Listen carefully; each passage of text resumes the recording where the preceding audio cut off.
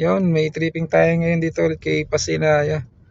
Yan. Sa mga client namin kay Pasinaya Pagsikat at Pagsibol. Yan. May mga poste na po ng Meralco rito na nakatayo. Congrats po sa inyo. By January, start na po ng turnover dito. Dress up unit yan, sir? Yan. Ito po is, ano lang din, pwede nyo siyang gayahin. Same pa rin naman po tayo, ma'am, 32 yan sa floor area. Tapos sa lot 30. Yun nga lang kasi yung sa inyo doon, corner, mas malaki po yun. Ito kasi pang inner unit.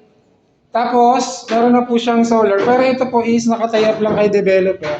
May iba pong gagamit na ito. Bali, naka-ano lang po siya sa unit ni Pasinaya. Ang advantage lang po sa ganito, naka-pre-maintenance tapos may cover yung bubong natin.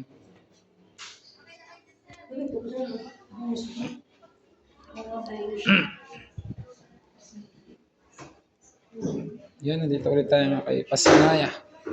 Pinakamurang project dito sa Cavite.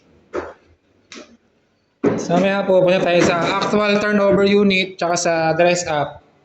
Ganda po ng dress up unit na ito, ma'am. Bali naging 2 kwarto pero 3 higaan.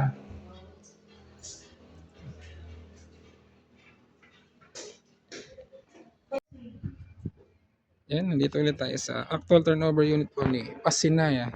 Space natin sa harap hanggang dito lang po.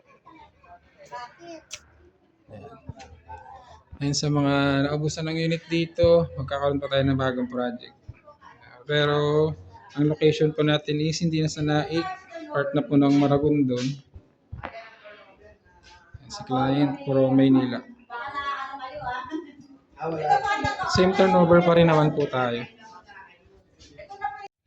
Ito kami ng client ng office. Dami sino.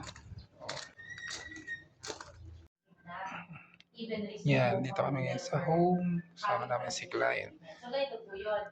Fill up ng reservation for Pasinaya Homes Nike. And meron ding other client. Ay, alam niyo naman pala yung process, no?